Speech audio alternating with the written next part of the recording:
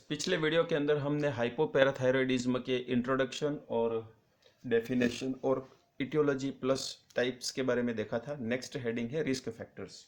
और risk factors के अंदर फर्स्ट पॉइंट कि प्रीवियस नेक सर्जरी, ठीक है, प्रीवियस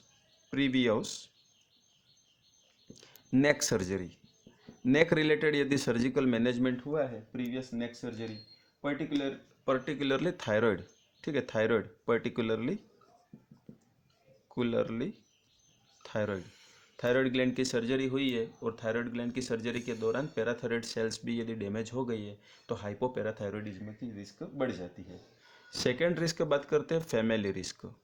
यदि मदर को है, मदर डायबिटिक है, बेबी को डिलीवर किया और बेबी के अंदर हाइपोपैराथायरॉयडिज्म की रिस्क बढ़ जाती है। मदर के अंदर इनहेरिटेड डिसऑर्डर है, ऑटो इम्यून डिसऑर्डर है, तो बेबी के अंदर वो सेल्स पैराथायरॉयड ग्लैंड को डैमेज कर सकते हैं, वो एंटीबॉडी पैराथायरॉयड ग्लैंड को डैमेज कर सकते हैं और पीटीएच लेवल कम हो जाएगा। Family risk.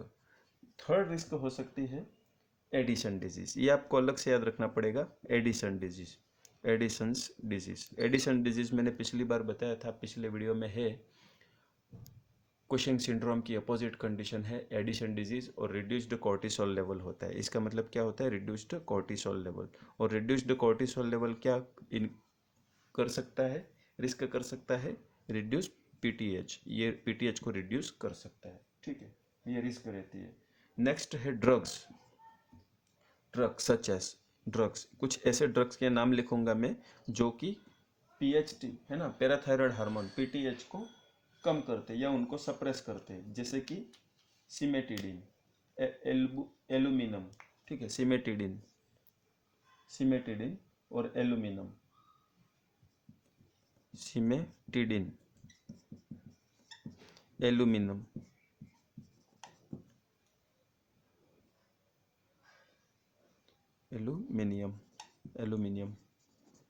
सिमेटिडिन, एलुमिनियम और डॉक्सोरूबिसिन। ये मेडिसिन ऐसी है, रूबिसिन, ठीक है, ये मेडिसिन ऐसी है जो पीटीएच को रिड्यूस कर सकती है, उसके फंक्शन को सप्रेस कर सकते हैं। तो ये भी रिस्क फैक्टर, यदि पर्सन को किसी कारणवश पहले वाली बीमारियों के दौरान यदि ये मेडिसिन चल रही है तो उसमें सेकेंडरी हाइपोपैराथायरॉयडिज्म की संभावना भी हो सकती है। नेक्स्ट है मेटल। ऐसी कौन कौन सी मेटल हैं जो पैराथायरॉयड हार्मोन के सिक्रीशन को कम करती है? तो आयरन, ठीक है, बॉडी में आयरन मॉलिक्यूल। दूसरा मैग्नीशियम, मैग्नीशियम और एल्यूमिनियम, जो कि मैंने ऊपर बताया, एल्यूमिनियम ड्रग भी रहती है, मेटल भी रहती है। तो ये चीज़ें क्या रहती है? पीटीएच को कम करती है। नेक्स्ट है मैग्नीशियम डेफिशिएंसी।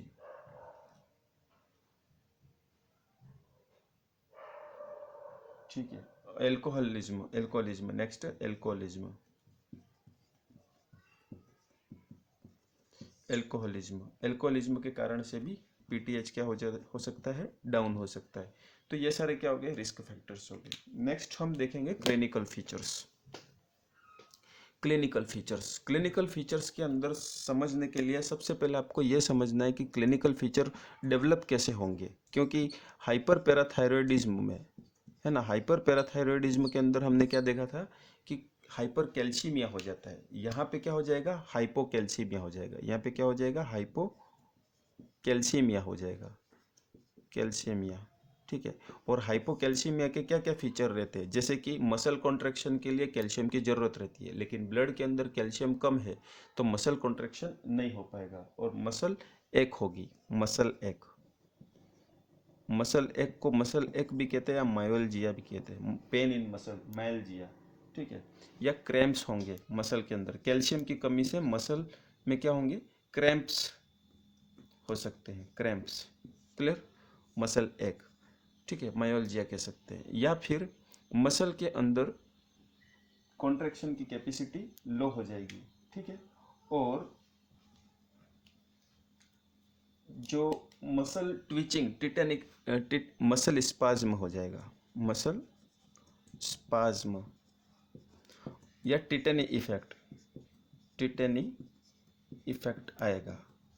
ब्लड के अंदर कैल्शियम ज़्यादा होने सॉरी, ब्लड के अंदर कैल्शियम कम होने से, ठीक है।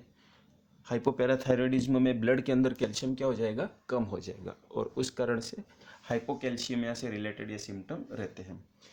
नर्व रिलेटेड बात करें तो कैल्शियम नर्व के लिए भी रिस्पॉन्सिबल है, ठीक है, नर्व फंक्शन के लिए, क्योंकि एक्शन पोटेंशियल और टर्मिनल बटन से मसल के अंदर जो न्यूरोट्रांसमीटर्स ट्रांसमिट होते हैं उसके लिए कैल्शियम की ज़रूरत पड़ती है, और कैल्शियम यहाँ पे कम है क्योंकि पैराथायरॉयड हार्मोन कम हो गया है, तो ये बोन से और जीआई ट्रैक्ट से रीएब्जॉर्ब नहीं कर पा रहा है, और कैल्शियम कम हो गया है, तो कैल्शियम की कमी के कारण से नर्व का एक्शन पोटेंशियल क्या हो जाएगा, कम हो जाएगा, और उस कारण से नंबनेस, नर्व में क्या महसूस होगी, नंबनेस महसूस होगी, ऐसा लगेगा कि शून्य हो गया है, ठीक है, पैरालिसिस हो गया है।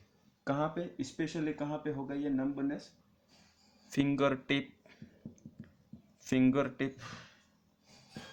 फुट टिप, ठीक है, पेरिफेरल जो एंडिंग है, जैसे फिंगर हो गया, पैर की उंगलियां हो गई, ठीक है, नंबनेस। और साथ में और क्या प्रॉब्लम आ सकती है, loss of memory, loss of memory, क्योंकि मेमोरी को स्टोर करने के लिए भी एक्शन पोटेंशियल फंक्शन होता है, और कैल्शियम की कमी से एक्शन पोटेंशियल नहीं हो पाएगा, ब्रेन के अंदर डेटा सेव नहीं हो पाएंगे, memory loss. Next, fatigue, weakness, painful menstruation, ठीक है, फटीग, क्योंकि मसल के अंदर स्ट्रेंथ नहीं है तो फटीग महसूस होगी, वीकनेस महसूस होगी, वीकनेस, ठीक है। और जो मेंस्ट्रुएशन होते हैं,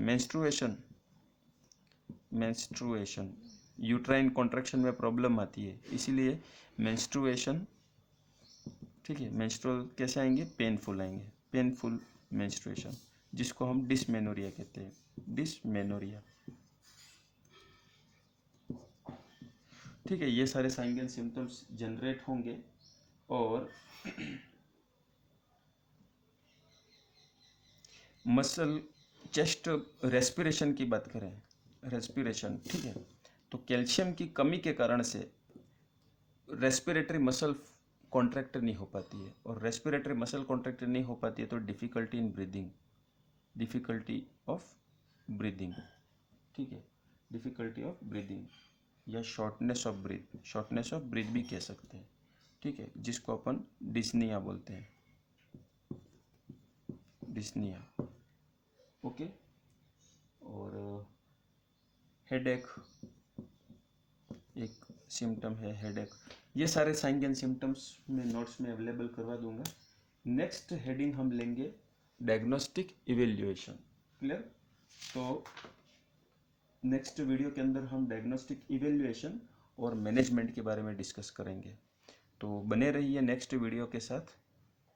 diagnostic evaluation and management of the hypoparathyroidism. Thank you.